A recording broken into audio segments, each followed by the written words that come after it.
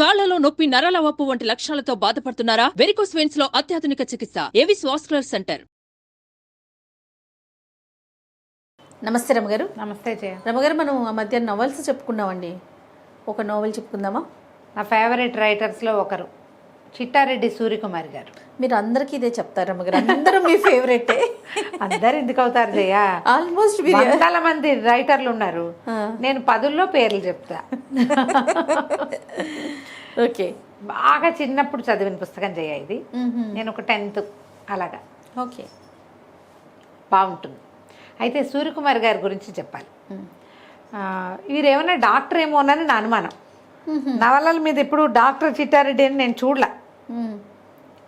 ఇప్పుడు medical terminology, మెడిసిన్కి సంబంధించిన విషయాలు చాలా విశదంగా చెప్తారు.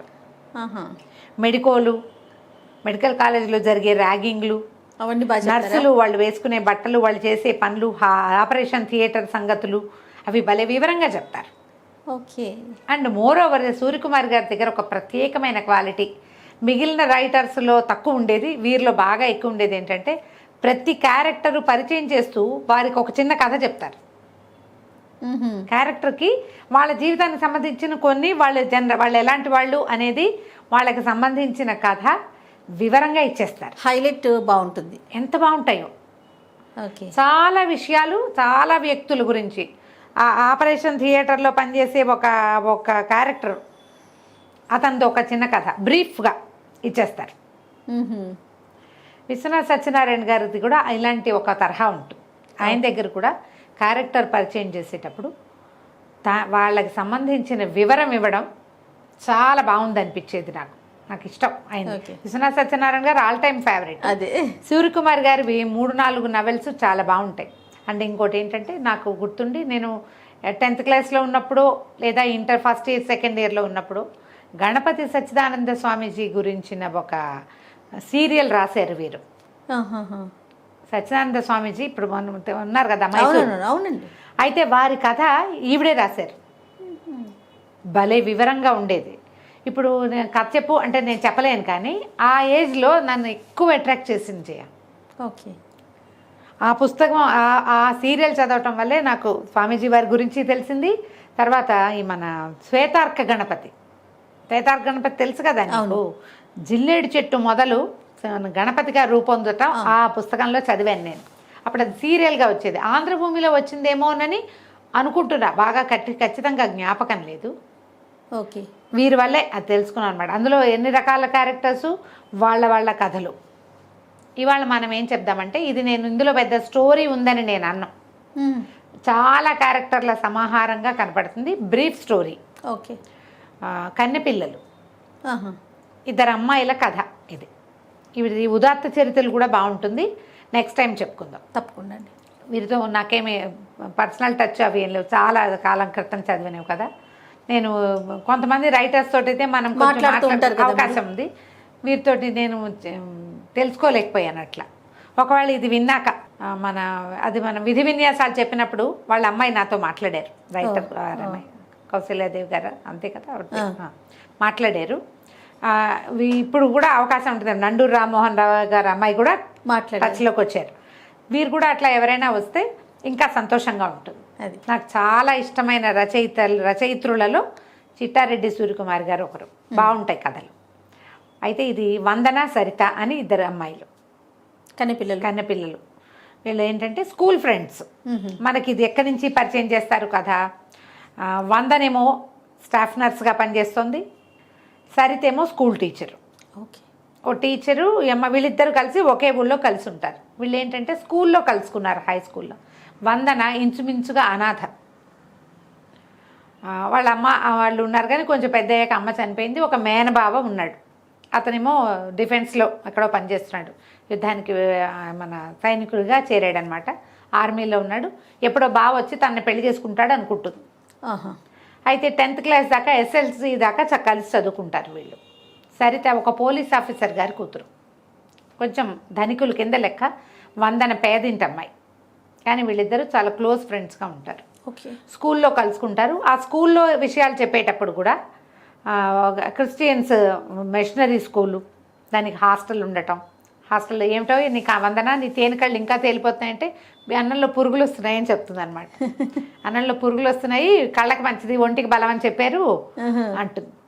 ఈ అమ్మాయి కూడా చిన్నమ్మాయి సరిత కూడా హాస్టల్లో చేరి వాళ్ళ మీద బోల్డ్ అన్ని కంప్లైంట్లు ఇచ్చి అలా చేస్తుంది అనమాట. సరిత చిచ్చుబుడ్డి, ఇంట్లో ఏమో చిచ్చు అనే పిలుస్తారు అమ్మాయిని. ఈ వందన పాపం అమాయకంగా మెత్తగా ఉంటుంది, మృదువుగా ఉంటుంది మనిషి. ఈ ఇద్దరు 10th క్లాస్ అప్పుడు 8th 9th క్లాసుల్లో వచ్చి చేరుతుంది వెళ్ళి స్కూల్లో. ఆయనకి ట్రాన్స్ఫర్లు అవుతున్నాయని తండ్రికి ఈ స్కూల్లో వేస్తారు. మొదట ఏదో వచ్చేది ఇంటి నుంచి, తర్వాత హాస్టల్లో చేరిపోతుంది. 10th క్లాస్ ఈ అమ్మాయి ఫెయిల్ అవుతుంది, ఆ అమ్మాయి పాస్ అవుతుంది.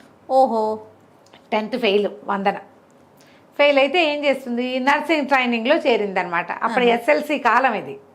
అదే మన 10th క్లాసు కంటే ముందే. ఎస్ఎల్సి అంటే ఇంటర్ వరకు కదా నమ్మగారు, +1 +2 కలిపితే కదా ఎస్ఎల్సి. అది నాకు తెలీదు, నేను అట్లా విన్నా. అలాగా అయి ఉంటుంది బహుశా. ఓల్డ్ ఎస్ఎల్సి అంటే మన ఇంటర్మీడియట్ తో సమానంగా ఈక్వల్ అని 12th క్లాస్ ఏమో మరి అనుకుంటున్నాను రమ్మగారు. అయి ఉండొచ్చు. ఈ అమ్మాయి ఏమో ఒక అమ్మాయి వందనేమో నర్స్ ట్రైనింగ్కి వెళ్తుంది, సరితేమో కాలేజీలో చేరుతుంది. ఓకే. తర్వాత స్కూల్ టీచర్గా వస్తుంది అనమాట. కొంతకాలం ఈ అమ్మాయి ఒకళ్ళకొకళ్ళు ఉత్తరాలు రాసుకోవటము, ఎప్పుడు కలిసే ఉంటారు, మాట్లాడుకుంటూ ఉంటారు. అప్పటికి ఫోన్లు కొంచెం తక్కువ కదా, ఈ ఫోన్లు పబ్లిక్ ఫోన్లు అవి లేవు. ఏదో ఒక ఆఫీసుల్లో, కాలేజీల్లో, హాస్పిటల్స్లో ప్రత్యేకంగా ఇంత దెబ్బ ఫోన్లు ఉండేవి. ఈ వ్యవహారం కాదుగా ఉత్తరాలు రాసుకోవటం అనమాట. వీళ్ళు ఒక బిల్డింగ్లో అద్దెకుంటారు. ఆ బిల్డింగ్లో ఉన్న ప్రతి క్యారెక్టర్ని పరిచయం చేస్తారు. వీళ్ళిద్దరు అమ్మాయిలు 20 ఏళ్ల వాళ్ళు, అందంగా ఉంటారు, చక్కగా ఎప్పుడు నవ్వుకుంటూ ఉంటారు. చుట్టుపక్కల వాళ్ళందరూ ఎలా ప్రవర్తిస్తారు వీళ్ళతోటి అవి చూపిస్తారు. ఈ కథ నేను చెప్పే కథ, ఇందులో పెద్ద స్టోరీ రాదు. ఈ పుస్తకం దొరికితే చదవండి, డెఫినెట్లీ యూ విల్ ఎంజాయ్. అసలు ఆ క్యారెక్టర్స్ పరిచయం చేయటము, క్యారెక్టర్ కథ చెప్పటము అమోఘంగా ఉంటుంది, బాగుంటుంది, చాలా బాగుంటుంది. ఆ బిల్డింగ్లో ఎవరో ప్రతి వాళ్ళు అప్పులకి రావటం, పంచదార ఉందా, అది ఉందా, ఇది ఉందా అని. మేము అదేదో వచ్చి కూర చేస్తాం, మీకు పంపిస్తాం, మీరు మాకు ఇది ఇవ్వండి అని. ఉగ్గుకినతో ప్రాన్స్ కర్రీ తెచ్చిందిట పనిపిల్ల. అది ఉందా, అది నీళ్ళు అయిపోవటము, మోటార్లు వేయటము. ఈ సరితకి ఏంటంటే అందరికీ పేర్లు పెడుతుంది అనమాట. ఆ బిల్డింగ్ రాసమణి గారని ఒక ఆవిడది. ఆవిడ ఏం చేస్తుంది, పెద్ద సైట్ ఉంటే వెనకాల బోల్డ్ అని చెట్లు వేసుకుని పువ్వు పిద్ద ఒకటి కూడా బయటికి రానేది అని వాళ్ళే వాడుకుంటారు. అందరి దగ్గర రెంట్లు కలెక్ట్ చేస్తుంది. ప్రతి వాళ్ళ ఇంటికి ప్రతి వాళ్ళ మీద దృష్టి. వాళ్ళ దగ్గర భీముడు అని ఒక పనివాడు ఉంటాడు, సన్నగా ఉంటాడు అనమాట, బక్క భీముడు అంటుంది. పేర్లు పెడుతుంది అనమాట ప్రతి వాళ్ళకి. తనతో పనిచేసే స్కూల్ టీచర్లు వాళ్ళ క్యారెక్టర్స్ కూడా పరిచయం చేస్తారు. ఈ వందన హాస్పిటల్లో పనిచేస్తుంది. ఈ అమ్మాయి అందంగా ఉంటుంది. చాలామంది ట్రై చేస్తుంటారు. హాస్పిటల్స్లో ఉండేటువంటి ఏమంటారు, కొన్ని దుర్మార్గాలు, వ్యక్తుల్లో ఎలాంటి భావాలు ఉంటాయి, ఎంత చులకనగా ఉంటారు మనుషులు, ఆడపిల్లల్ని ఎంత చులకనగా చూసేవాళ్ళు, అవి కనపడతాయి. ఓ తాయారమ్మ గారని ఒక ఆవిడ ఎంతసేపు భర్తను వదిలిపెట్టేసి కొడుకు దగ్గర ఉంటుంది. ఆ కొడుకేమో వీళ్ళకేసి చూస్తుంటాడు. ఏదో మాట మీద ఆ తాయారమ్మ గారిని హాస్పిటల్ తీసుకెళ్తాడు. ఇంతలా ఉంటుంది. రోజు పంచదార కోసం పిల్లాడు రవ్వలడ్డు చేయమన్నాడు ఉంటుంది. రవ్వలడ్లకి పంచదార 4 రవ్వలడ్లు పట్టుకొచ్చి ఇస్తుంది. కానీ వీళ్ళ దగ్గర చెప్ప నువ్వు అప్పులు ఇవ్వద్దు అంటుంది సరిత. ఈ వందనికేమో వాళ్ళతో మంచి వాళ్ళు, పాపం వాళ్ళు బాగా మాట్లాడుతున్నారు కదా అని ఇచ్చేస్తుంది. ఇలా కథ నడుపుతూ తీసుకెళ్తారు ముందుకి. తను నర్సు ట్రైనింగ్ ఎలా చేసింది అనేది ఉత్తరాల రూపంలో చూపిస్తారు. వందన ఎక్కడికో వెళ్ళింది, సరిత ఒక్కతే ఉంది ఇంట్లో.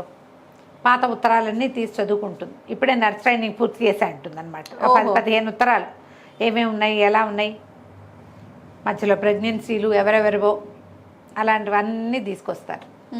ఎంత తాపీగా పోతుందో, కానీ ఇంట్రెస్టింగ్గా ఉంటుంది. ఓకే, కథ ఆసక్తికరంగా ఉంటుంది. సరే, ఇద్దరు కలిసి సినిమాలకు వెళ్ళటం.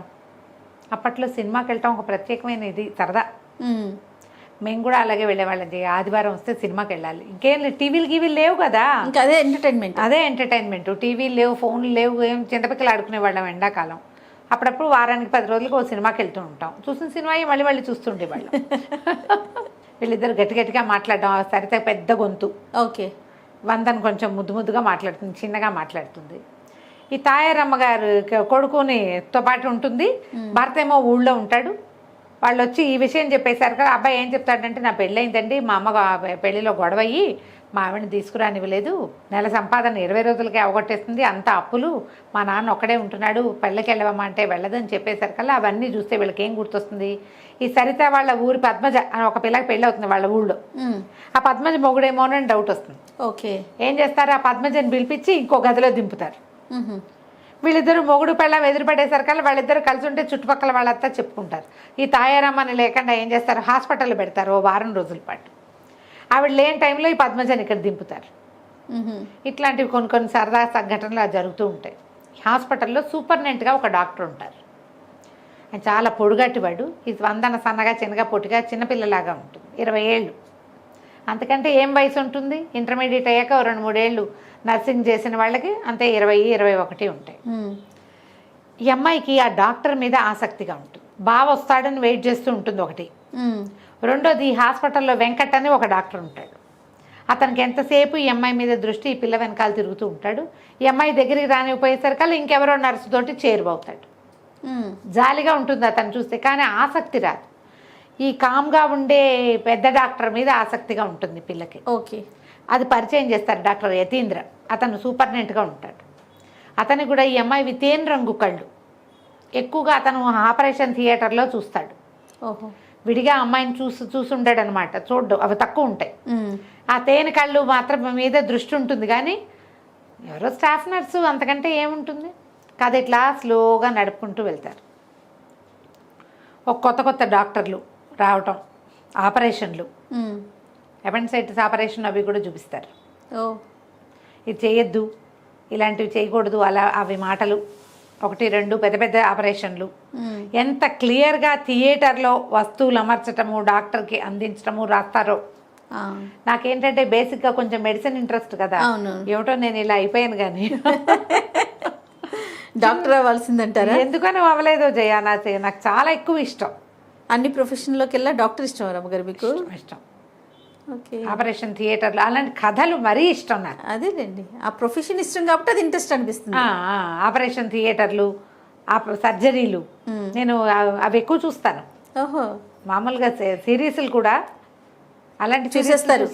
కోసేసేది, కట్టేసేది, కుట్టేసేది చూస్తా. అవి ఇష్టం నాకు, ఎందుకో అలా ఉంది. మరి వచ్చే జన్మలో డాక్టర్ అవుతానేమో చూడండి. నేను అప్పుడు కూడా కెమెరా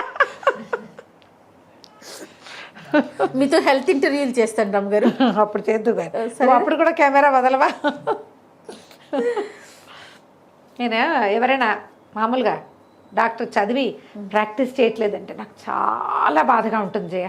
అంత కష్టపడి చదివి చెయ్యట్లేదా? ఇన్నేళ్ళు అసలు డాక్టర్ కోర్స్ అంటే నిలబడి కాళ్ళు పడిపోతాయి తెలుసా జయ. ఎన్ని గంటల నుంచి ఉంటారో, ఎంత కష్టపడి చదువుతారో కదా. అంతా కష్టపడి బాధ అనిపిస్తుంది. ఎవరైనా ఈ మగపిల్లలు పెళ్లి చేసుకుని పెళ్ళాలని ఇంట్లో కూర్చోబెడతామంటే నాకు వాళ్ళని చితకొట్టేద్దాం అనిపిస్తుంది. నిజంగా నాకు నచ్చదు అసలు. అదేలేండి, అది కష్టం మీద మీకు కష్టం మీద సానుభూతి. అదే కాదు జయ, ఒక డాక్టర్ తయారవ్వాలంటే ఇప్పుడంటే ప్రైవేట్ కాలేజీలు వచ్చినాయి. మన చిన్నప్పుడు ఎన్ని ఉన్నాయి జయ. గవర్నమెంట్ డబ్బు వీళ్ళు పెట్టిన దానికంటే ఎక్కువ డబ్బు ఖర్చు అయ్యేది. అవునవును. నువ్వు తీసుకోకపోతే ఇంకోళ్ళు తీసుకునేవాళ్ళు కదా, ఇంకోళ్ళు ప్రజలకు ఉపయోగపడేవాళ్ళు కదా. అది ఎంత అవసరం డాక్టర్ సర్వీస్, మెడికల్ సర్వీస్ చాలా ఓరియంటెడ్ జాబ్స్ కదా రమ్మగారు. నాకు చాలా బాధగా ఉంటుంది. అందుకని ఈ ఆపరేషన్ థియేటర్లు సరదా ఎక్కువ అనమాట. అయితే ఈ డాక్టర్ వెంకట్ వెనకాల తిరుగుతూ ఉంటాడు, కానీ ఈ అమ్మాయికి దృష్టి అతని మీద ఉంటుంది. కొంతకాలం ఇట్లా కథ నడిపిన తర్వాత ఒకరోజు ఆ యతీంద్రని కలవడానికి ఎవరో ఒక అబ్బాయి వస్తాడు. వస్తే అదే టైంకి సరిత ఫోన్ చేసి ఒక మెసేజ్ ఇస్తుంది, అడుగుతుంది. సిస్టర్ అందరం ఉంటే పిలుస్తారంటే ఆవిడ బిజీగా ఉన్నారు, మీకు ఏదైనా ఉంటే చెప్పండి నేను రాసుకుంటానంటాడు ఈ డాక్టర్ యతీంద్ర గారు. ఆయనే రాస్తాడు. రాస్తే ఏదో అందరికీ పేర్లు పెడుతుంది కదా. హిప్పిరాక్ష రావణాసురుడు వచ్చాడు అలాంటి వాక్యాలు కొన్ని చెప్తుంది అనమాట. చెప్పేసరికల్లా ఆ అమ్మాయి వస్తే ఇగో మీకు యువతరం ఎవరో ఇచ్చారు మెసేజ్ అని ఆ మెసేజ్ ముందు పెడతాడు. అప్పట్లో ఇలా చేసేవాళ్ళు. ఫోన్ దగ్గరికి మనిషిని పిలవలేకపోతే వాళ్ళు చెప్పింది రాసుకుని అప్పచెప్పేవాళ్ళు అనమాట. ఎవరికైనా ఫోన్ చేయండి, అమ్మగారికి సీరియస్ అవేవో చెప్తారు కదా. వీళ్ళిద్దరు అడుగుతారు ఏమిటి ఈ మెసేజ్కి అర్థం అని. ఆ రెండో కుర్రాడు ఈ అమ్మాయి వెనకాల వస్తాడు. ఓకే. అక్కడ ఇంకో అబ్బాయి ఇచ్చాడు కదా. తర్వాత ఒక రోజు తర్వాత 2 రోజుల తర్వాత సినిమాకి వెళ్తారు. సినిమాకి వెళ్తే ఈ అబ్బాయి, ఈ రెండో అబ్బాయి వెనకాల కూర్చొని కనిపిస్తాడు. పలకరిస్తాడు. పలకరించేసరికి ఎవరో చూస్తున్నాడు అబ్బాయి మనకేసి అంటే కృష్ణుడు అంటుంది. ఏమిటి నువ్వు పిచ్చకిందా, నువ్వు ఏదో మాట్లాడుతున్నావంటే అబ్బాయి కృష్ణుడిలా కనపడతాడు చక్కగా, సామన్ సాయిగా పొడుగ్గా బాగున్నాడని. సరే వచ్చి పలకరిస్తాడు. పలకరిస్తే వీళ్ళ పక్కన కూర్చుంటాడు. డాక్టర్ గారి దగ్గరికి వచ్చాడు, వాళ్ళ ఫ్రెండో ఎవరో అని చెప్తుంది. ఏం చదువుతున్నా అంటే ఎంబీ చదువుతున్నాను, బహుశా మాస్టర్ ఆఫ్ బిజినెస్ అయ్యి ఉంటుంది, ఎంబీఏ అనరు, ఎంబీ అని చెప్తారు.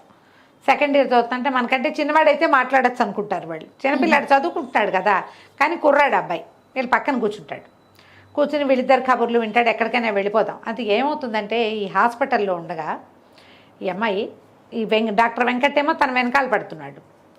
అతన్ని ఇది చేయదు. అక్కడ డాక్టర్ కృష్ణయ్య అని ఒక ఆయన ఉంటాడు, ఆయన చాలా మర్యాదస్తుడు అనుకుంటుంది. ఒకరోజు థియేటర్లో అతనికి ఎత్తో పాటు ఒంటరిగా ఉంటే అతని ఈ అమ్మాయి మీద అఘాయిత్యం చేయబోతాడు. చేయబోయేసరికల్లా అరిచి కేకలు పెడుతుంది. ఇతను యతీంద్ర వచ్చేస్తాడు. ఆయన వస్తాడు ఆ సూపరింటెండెంట్ వచ్చి డాక్టర్ని కేకలేసి పంపిస్తాడు. ఏంటి నీ మీద ఇలాంటి కంప్లైంట్స్ వస్తున్నాయంటే ఈ పిల్ల పోట్లాడే గట్టిగా అరిచేస్తుంది అనమాట. చేసిన వాడిని వదిలేసి నన్ను విక్టిమ్ని నన్ను అడుగుతారేంటి? ఇక్కడ శీలంగా మర్యాదగా ఉండాలని అనుకునే వాళ్ళకి దారి లేదు. ఇలా ఎవడో ఒకడు వచ్చి మీద పడతాడు, మీరేమో మమ్మల్ని సంజాయిషి అడుగుతారు.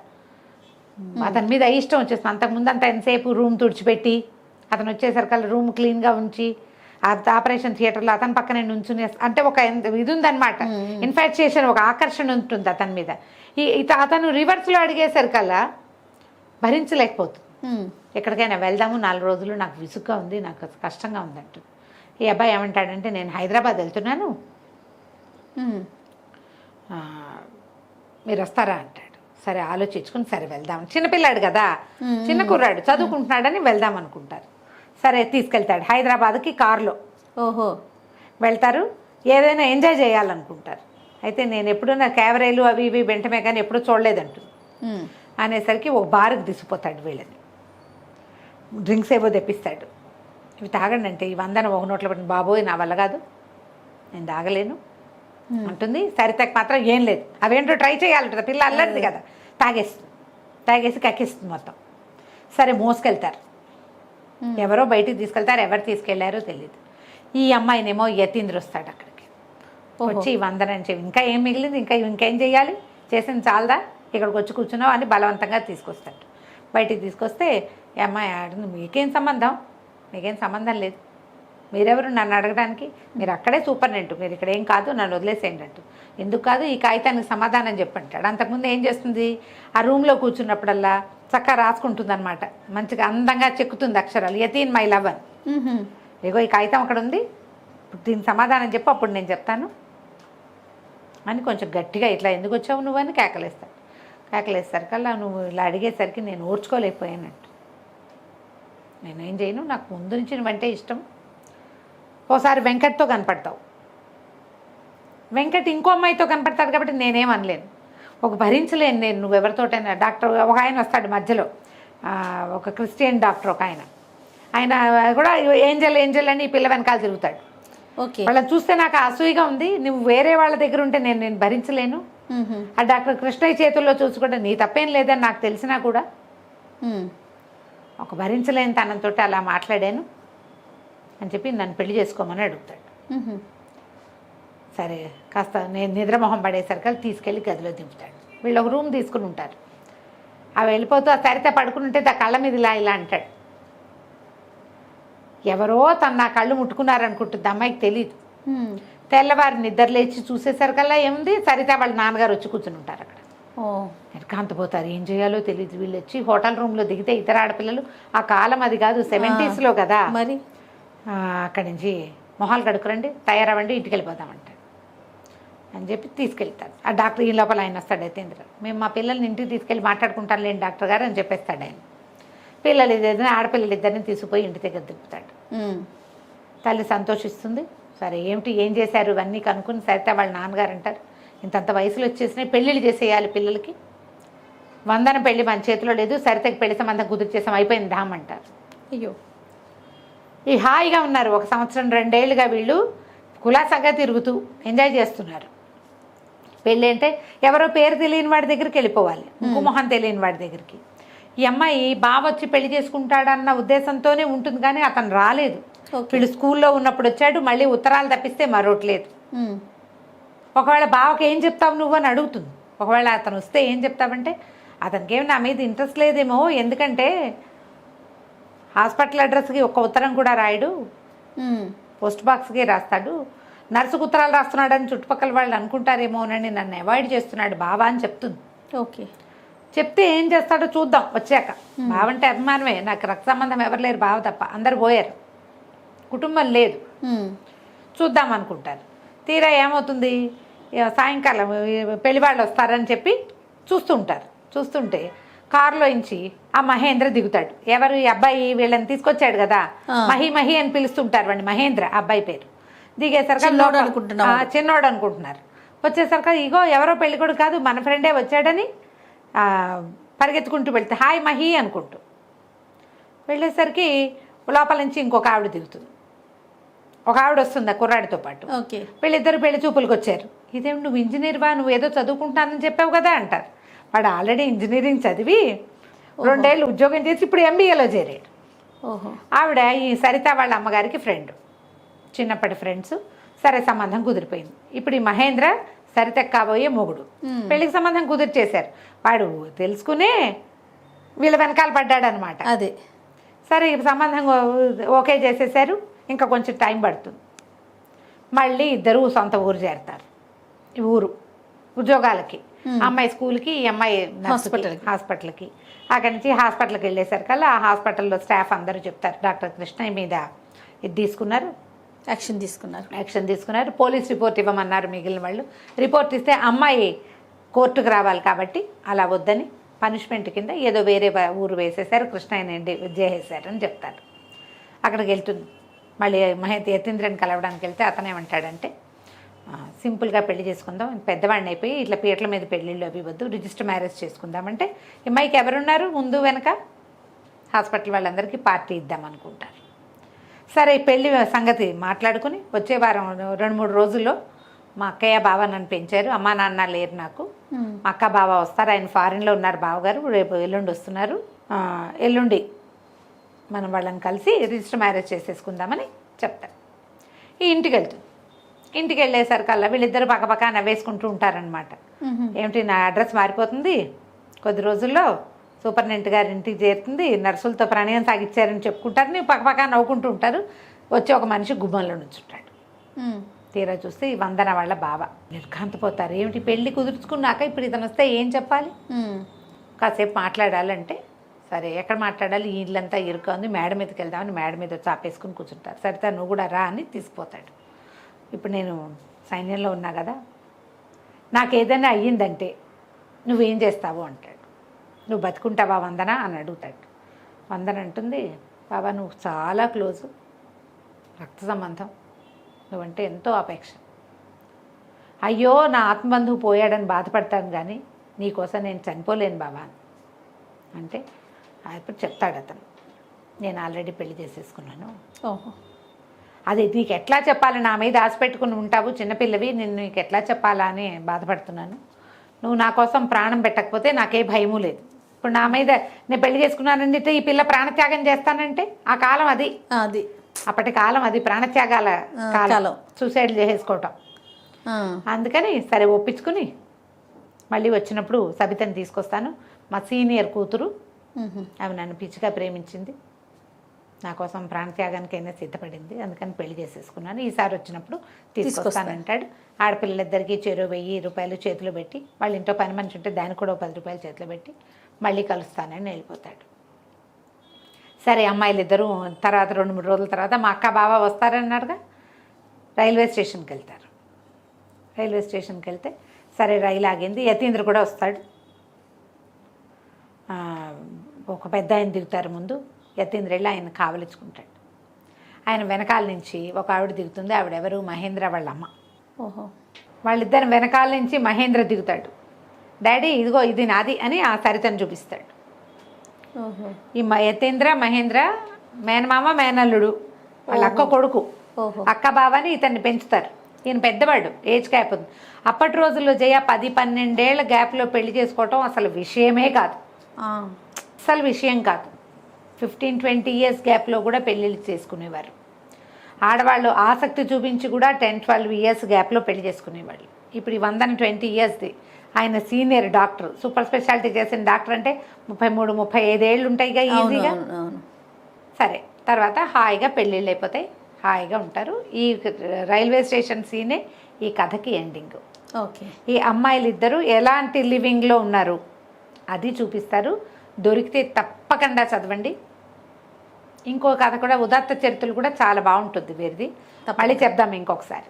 తప్పకుండా రమ్మగారు. నమస్తే. నమస్తే జయ. సుమన్ టీవీలో మీ పర్సనల్ అండ్ బిజినెస్ ప్రమోషన్స్ కోసం కింది నెంబర్కి కాంటాక్ట్ చేయండి.